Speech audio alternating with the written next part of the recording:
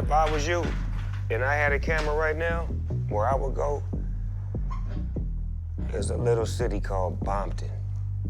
It's Compton, but it's where the Bloods is at because they put a B in front of everything, so it's Bompton. And the reason why I would go there is because they are the #1 in the rap world right now. All's my life I has to fight, nigga. All's my life I go, nigga. And we hate po-po when the killer's dead in the street for sure. Nigga, I'm at the preacher's door. My knees getting weak and my gun might blow, but we gon' be alright. Nigga, we gon' be alright. Nigga, we gon' be alright. We gon' be alright. Do you hear me? Do you feel me? We gon' be alright. Nigga, we gon' be. Hey, what's up? This is Zach. We're in Compton on Snoop's recommendation because right now, Bompton, which is the blood side of Compton, is having a moment. And that's because they're related to Kendrick Lamar, who is arguably the most significant rap artist in the world.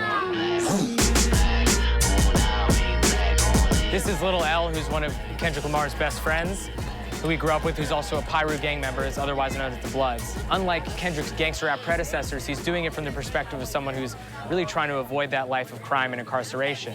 A good kid, which is why his album was called Good Kid, Mad City. So we came to Compton to talk to Kendrick and his friends and find out how his music and his message is making them rethink gang life. City, everybody screaming Compton, I should probably run from here when I'm done, to be honest, and I put that on my mama and my baby boo too. 20 million walking out the court, better whoa, whoa. Oh yeah, the judge, I made it past 25, and there I was, a little nappy-headed nigga with the world behind him. Life ain't shit but a fat vagina, screaming, Annie, are you okay? Annie, are you okay? Limo tinted with the gold plate, straight from the bottom, Mr. Belly of the beast, from a peasant to a prince to a king. Oh yeah, bitch, where you and I was. Does the crew come out every time you come to Compton? Yeah. yeah. Hearing an album like Good Kid, Mad City or To Pimp A Butterfly, it's a window into a world that I didn't know, you know? Yeah, it definitely is. It definitely is. And from Compton, I could have easily came out and said, I did this, I did that. I done killed a whole bunch of niggas. I done just giving off fact where I'm from. But that ain't me. I'd rather talk about my reality. You know what I'm saying? I'd rather talk about something a little bit more deeper than that. The reasons and the problem and the solutions behind it. So when you hear these stories in Good Kid, Mad City, when you hear these stories in To Pimp A Butterfly, it's a little bit deeper than just the music. It's cats out here really trying to do something and really trying to spark the idea of positivity in the community. Let me tell my story. Let me tell other stories that's out here that want to do something different, but can't because you're in an environment where you just got to adapt. And what happens is it invites people in to get another perspective. It brings a whole another side of the world to Compton, to this backyard right here, and say, okay, these are actually people. Rounded wise, you hate me, don't you? You hate my people, your plan is to terminate my culture. You're fucking evil, I want you to recognize that I'm a proud monkey. You vandalized my perception, but can't take down from it. And this is more than confession, I mean, I might press the button just so you know my discretion. I'm guarding my feelings, I know that you feel it. You sabotage my community, making a killing. You made me a killer, emancipation of a real nigga. Kendrick first started writing in a grade school poetry class where he was exposed to the teachings of Martin Luther King and Malcolm X. But it wasn't until he entered high school at Centennial that he really started to rap. While the school boasts impressive alumni like Kendrick and Dr. Dre, and the graduation rate is improving, it's still well below the state's average. We came here to meet Kendrick's teachers and to see how they're dealing with the struggles of educating kids in Compton. How do you look at a student and sort of gauge how they can be successful in the world? Our mission as a school is to ensure that all students are successful and college prepared and to attempt to reach every student where their needs may be. I think when we think of Kendrick Lamar as an example, he was an average student, but what we have to look at is that every student has a gift. And it's our job as educators to help students cultivate those gifts so that they can pursue their American dream. And the American dream is alive and well in Compton? I believe so, yes, very much so, yes. We were filming with the jazz band when we heard a fight in the courtyard.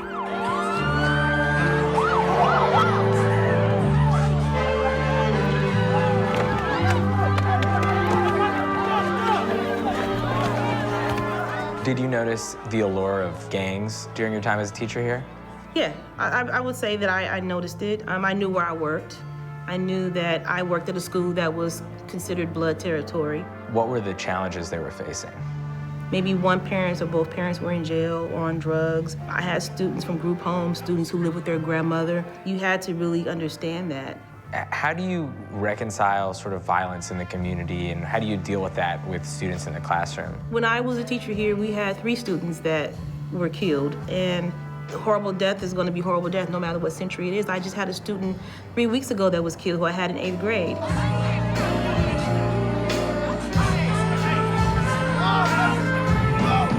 Is that why you wanted to give money to Centennial, to sort of steer kids in a similar direction?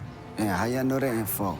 Because we were there, we were at the jazz band. Yeah, that was nothing I want to put out there in the papers or whatnot. I just wanted to do that. In high school, there was a lot of freestyle sessions. When you have people around you that actually see something in you, they give you that extra push. Stay in the studio, man. Stay in the studio. Who are those individuals? L is an individual. Kendrick is talking about Cordero Colbert, who goes by Lil L, a friend of his since elementary school. Around the same time that Kendrick started making music, L became a West Side Pyru. So L chose the gangster path that Kendrick was able to avoid, and it hasn't served him well. We met up with him after L had recently been released from county jail. My mom was always on drugs, and Pops ain't showed me no love, and hanging out with the thugs got me caught up like a glove. Now all the beef in the streets got me beat by police. What's this alley all about? Man, shit. Sally get dangerous, man. I ain't gonna lie to you. How close is this to where you grew up? This my home on the set. Nigga didn't hustle right here, all type of shit, but You were in county jail, right? yeah, What was that like? it's just caged animals. You gonna fight, you gonna go through it, you gonna sit, you gonna fight your time, or you gonna get time. Do you think you've become a little more tame? Yeah, you feel me? As a nigga get older, you feel me, you grow. Man, if that alley right there wasn't blocked off, I'll show y'all a gang of graffiti that's hard, that's history. Can we get into that alley? You wanna hit the gate? I could hit the gate. Come on. You got the hang of it that fast. Took a lot of fights in this month. People used to get high in this month. Do you remember when you first met Kendrick? Yeah, when me and him went body at PE. What's that, L, when I met you? 3rd, 4th grade, maybe? What was he like in elementary school then? Bad as couldn't tell him nothing. Always into something, you know, but at the same time, he was a good dude. People didn't want me to have his number when I got out of jail from Texas, and he reached out to my little brother, Baby 8, and got at me. Always a good, humble dude. But this alley right here is memories. A lot of people done walked in this alley, man. Georgia Leap is an expert in crisis intervention at UCLA who's been working with gang members in South Central since 2002. We spoke with her about gang rehabilitation and the challenges of reacclimating gang members into mainstream society. When people find out that I work here, they'll always say, "Aren't you scared?" And what is here is a vibrant, marginalized, troubled, interesting community. How have they been marginalized? Well, poverty is the great marginalizer. Let's begin with that. These areas have always been lower income, under-resourced, poor areas. Gangs are still here. Underperforming schools are here. School dropout is here. Guns are here, drugs are here, violence is here, and the wounds of incarceration are here. First off, RP to my nigga S. Braze, my nigga Chad, and my big homie Pup. I do it for them, but that shit hurted when they took my niggas away from me, man. Shit, all of them died gunshots. You know, got killed. If I can do all this shit over again, I just want my real homies back. Nigga really missed them, feel me? Does this happen kind of all too regularly here? Day in the life.